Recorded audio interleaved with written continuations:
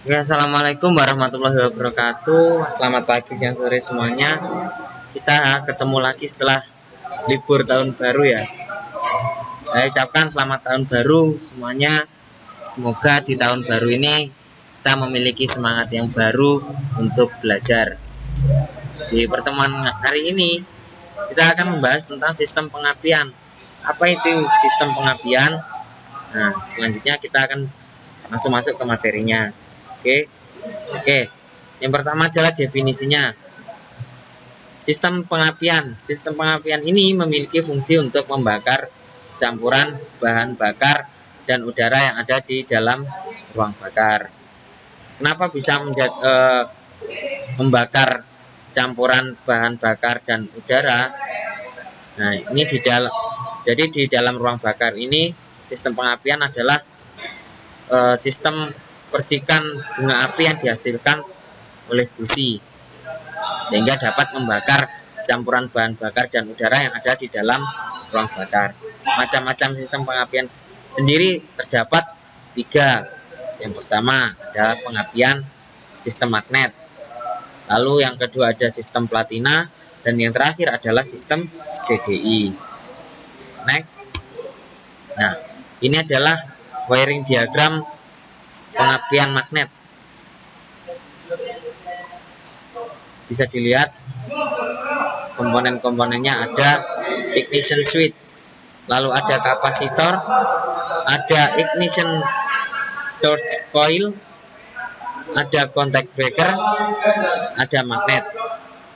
Lalu yang selanjutnya ada primary winding, ada secondary winding atau kumparan primer dan kumparan sekunder. Lalu ada ignition coil atau busi.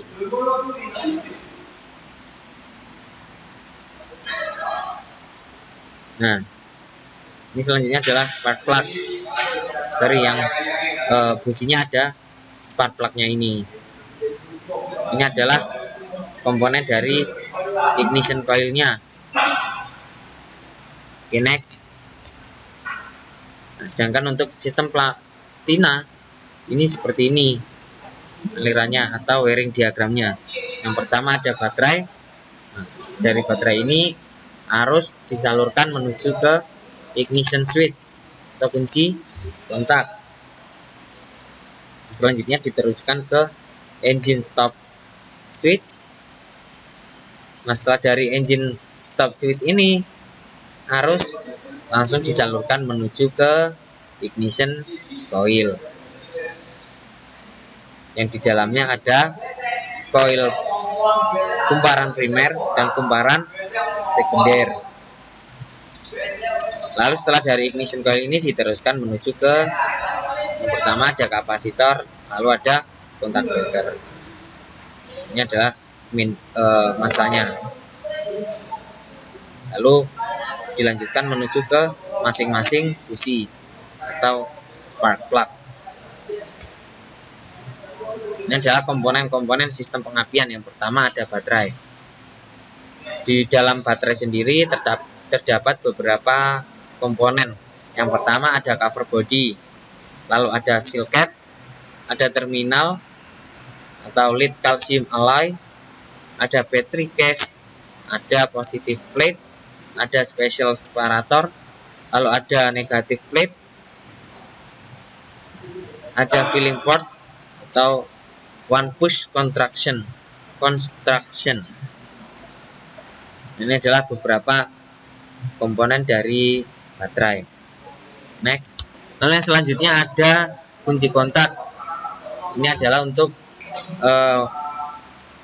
meneruskan arus positif baterai menuju ke langkah selanjutnya atau meneruskan arus kelistrikan dari baterai menuju ke seluruh sistem kelistrikan yang ada di kendaraan. Next. Lalu ada coil. Coil ini adalah fungsinya untuk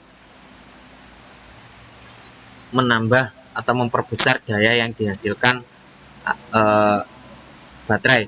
Kan baterai memiliki daya sebesar 12 volt.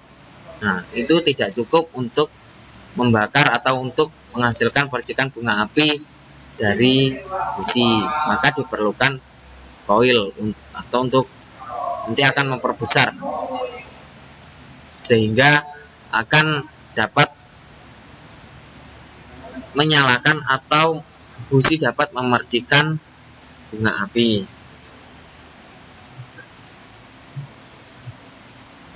Ada CDI. Lalu selanjutnya ada busi. Busi ini adalah di tahap akhir dari sistem pengapian ya. Ini adalah untuk memercikan bunga api dan berfungsi untuk membakar campuran bahan bakar dan udara yang ada di ruang bakar. Next. Selanjutnya adalah tipe-tipe busi. Yang pertama ada busi panas dan ada busi dingin. Untuk membedakannya, busi panas ini ditandai dengan hidung insulator yang lebih panjang. Lalu untuk busi dingin ditandai dengan hidung insulator yang lebih pendek. Next, pemilihan tingkat panas pada busi. Nah, busi ini kita harus pintar-pintar untuk memilih jenis busi yang akan digunakan pada kendaraan kita. Misalkan posisinya itu yang paling benar adalah tidak terlalu panjang dan tidak terlalu pendek. Bisa dilihat pada gambar yang paling atas. Nah, lalu untuk kondisi busi pada tipe panas, bila terdapat endapan karbon atau oli pada permukaan insulator, warna busi akan hitam basah. Lalu dengan cara untuk perbaikannya, ganti dengan busi tipe panas yang baru.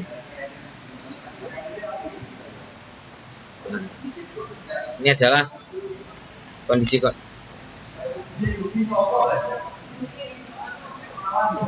Nah, yang selanjutnya adalah pemilihan tingkat panas busi. Pemilihan busi yang baik itu posisi busi tidak terlalu rendah dan tidak terlalu tinggi. Jadi pas atau mepet di bagian bloknya. Bisa dilihat. Nah, kondisi businya bisa dilihat. Kita mau menggunakan busi tipe panas atau tipe dingin. Bisa dilihat dengan cara yang pertama, bila dilihat terdapat endapan karbon atau oli pada permukaan insulator, warna busi akan hitam basah. Nah, cara untuk mengatasi gangguan tersebut diganti dengan busi tipe panas. Nah, apabila di mesin kita terjadi panas berlebihan, lalu warna busi putih dan kering, nah itu bisa menggunakan busi tipe dingin. Untuk kondisi mesinnya, bila terjadi kegagalan pembakaran atau pemakaian kendaraan, itu biasanya diganti dengan busi tipe panas. Selanjutnya adalah tipe-tipe pada busi. Dan biasanya kita kalau membeli busi terdapat kode-kodenya. Nah, itu maksudnya adalah seperti ini. Yang pertama, misalkan contohnya kodenya adalah BPR7HS-10. Nah, itu yang dimaksudnya adalah B itu sebagai diameter ulir. Diameter ulir itu kalau A, misalkan kodenya adalah A, nah itu berarti besarnya diameter adalah 18 mm. Lalu yang B ada 14 mm, yang C ada 10 mm, D ada 12 mm, dan yang E ada 8 mm. Itu kita bisa menggunakannya, kita lihat dari kodenya tersebut. Lalu huruf P. Huruf P ini adalah konstruksi atau kepanjangan project atau non project. Lalu kode huruf R adalah tipe resistansinya. Lalu yang 7 ada tingkat kepanasan. Itu tingkat panas itu biasanya dimulai dari angka 6, 7, 8, 9 dan seterusnya.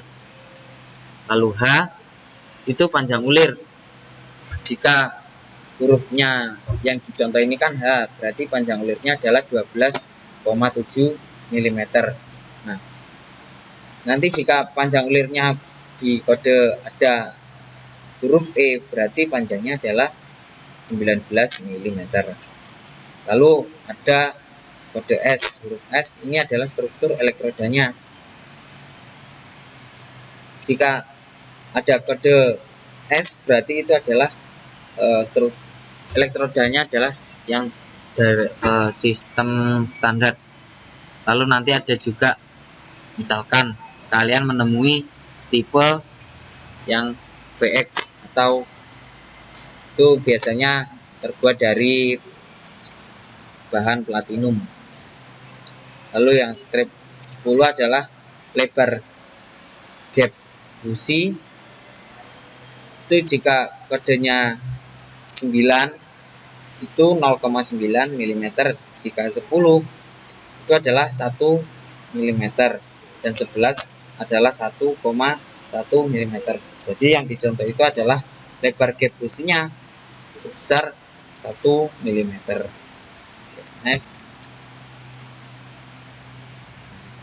Nih sama.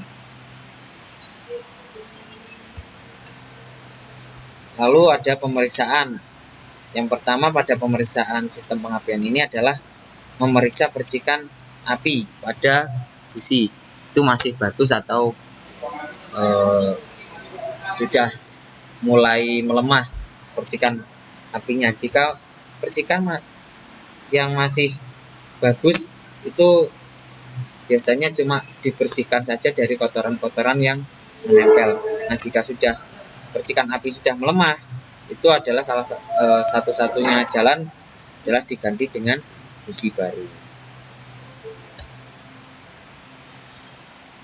Lalu ada pemeriksaan hambatan koil. Nah, untuk memeriksa ini digunakan alat yang namanya adalah avometer.